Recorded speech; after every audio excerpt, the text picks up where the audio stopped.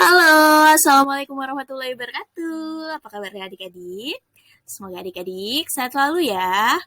Hari ini kita masuk ke pembelajaran baru mengenai perkembangbiakan tumbuhan. Materi ini adalah materi kelas 6 dan sumber utama yang Kak Ori gunakan adalah modul 11 IPA kesetaraan. Nah, adik-adik, seperti yang adik-adik ketahui bahwa perkembangbiakan tumbuhan ini terbagi menjadi dua macam atau dua jenis, yaitu perkembangbiakan secara generatif dan perkembangbiakan secara vegetatif. Nah, apa ya perkembangbiakan generatif itu? Perkembangbiakan generatif adalah perkembangbiakan secara kawin melalui penyerbukan. Jadi terjadi langsung di tumbuhannya. Nah, penyerbukan ini apa? Penyerbukan itu adalah proses jatuhnya serbuk dari benang sari atau serbuk sari pada permukaan putik yang terjadi pada bunga dari tumbuhan. Nah, penyerbukan sendiri ada 4 macam, yaitu penyerbukan secara sendiri. Jadi dia benang sarinya jatuh ke putik yang ada di bunga itu juga. Lalu penyerbukan tetangga, benang sarinya jatuh ke bunga sebelahnya atau bunga lainnya, tapi masih satu pohon. Kemudian juga penyerbukan silang dan penyerbukan bastar. Nah, jadi kalau penyerbukan bastar ini dia beda varian ya atau beda varietas. Misalnya dari bunga kembang sepatu ke bunga anggrek itu. Nah, kalau penyerbukan silang dia dari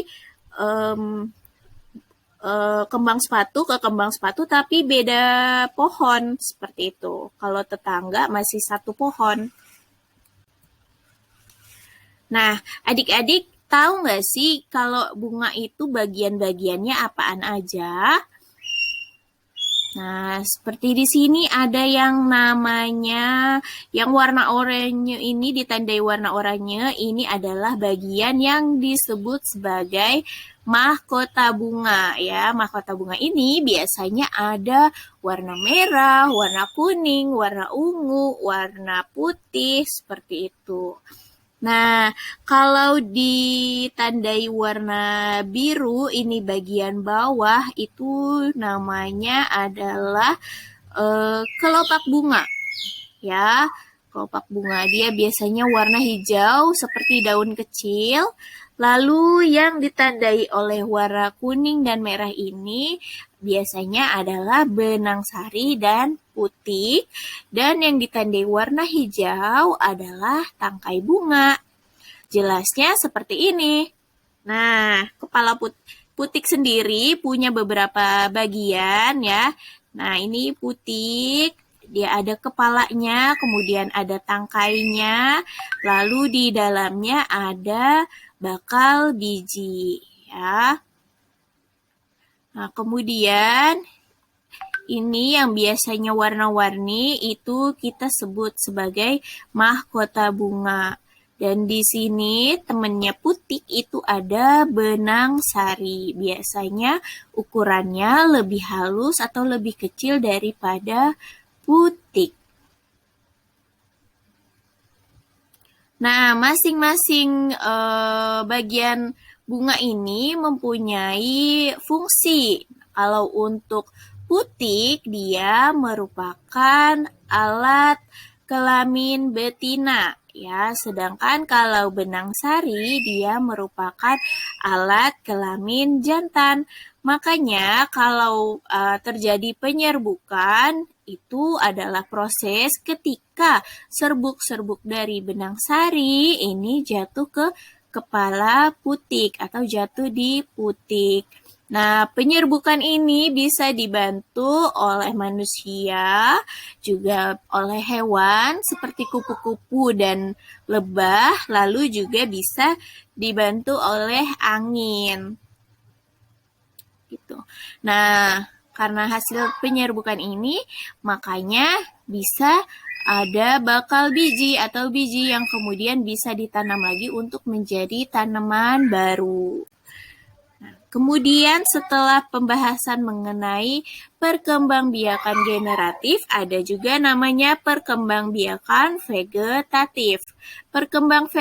Perkembangbiakan vegetatif apa? Perkembangbiakan vegetatif adalah perkembangbiakan secara tidak kawin pada tumbuhan.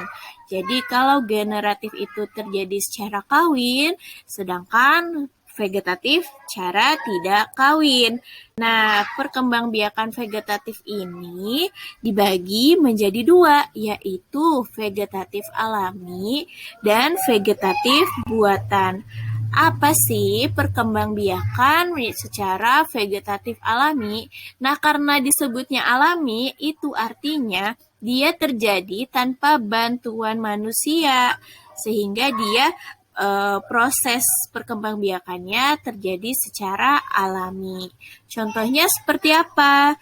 Contohnya ada tanaman geragi, terus juga ada juga yang melalui tunas adventif, ada juga secara umbi, lalu juga tunas, lalu juga ada akar tinggal.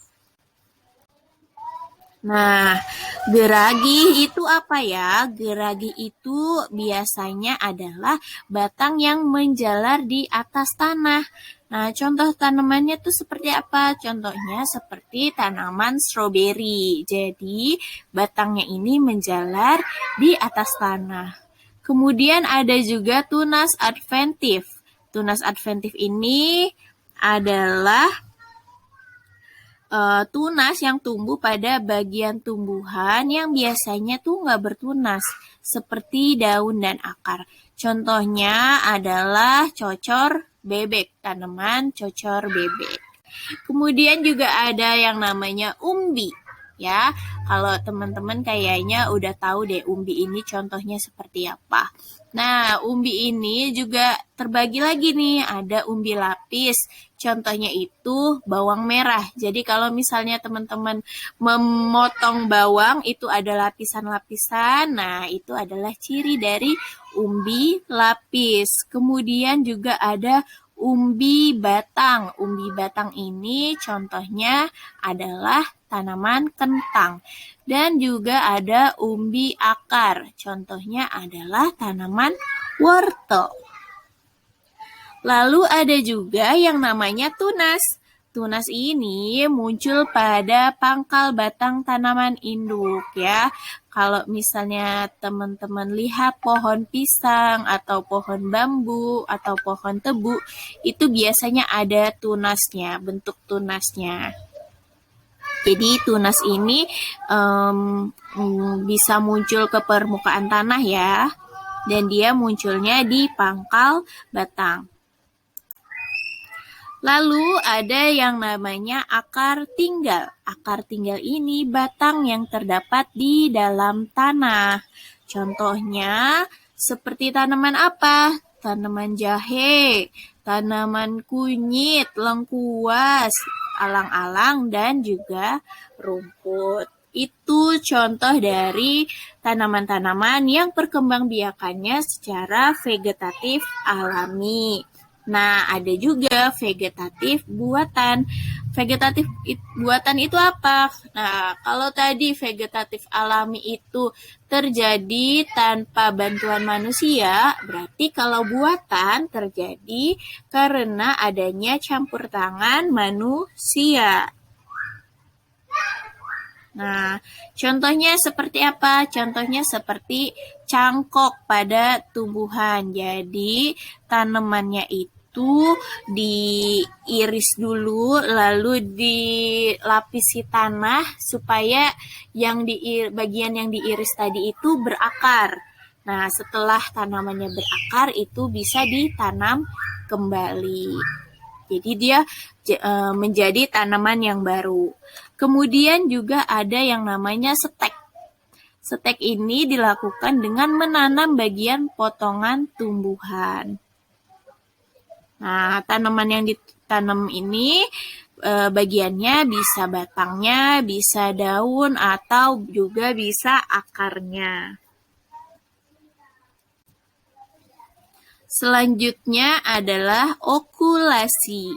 Okulasi adalah mengembangbiakan tanaman dengan cara menempelkan calon mata tunas suatu pohon ke batang pohon lain yang sejenis. Jadi, satu pohon itu dipotong lalu nanti diselipkan ke batang pohon yang lain. Seperti itu. Kemudian ada teknik menyambung. Menyambung ini mengembangbiakan tanaman dengan cara menyambungkan bagian pucuk dahan atau pohon ke dahan yang lain. Biasanya dilakukan di pohon kopi, pohon karet, pohon jambu, durian, dan lain-lain. Dan yang terakhir adalah teknik merunduk. Merunduk ini dilakukan pada cabang tumbuhan yang menjalar. Misalnya pada apa nih? Tanaman yang menjalar. Ya, kalau di sini ada yang namanya tanaman alamanda. Itu biasanya perkembangbiakannya bisa dilakukan secara vegetatif buatan dengan teknik merunduk.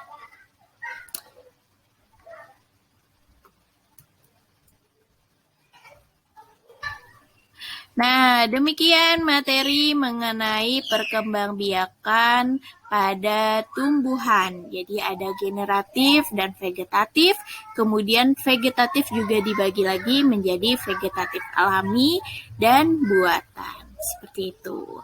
Demikian penjelasan dari Kak Ori. Terima kasih adik-adik sudah menyimak materinya. Terima kasih. Sampai ketemu di pembelajaran selanjutnya.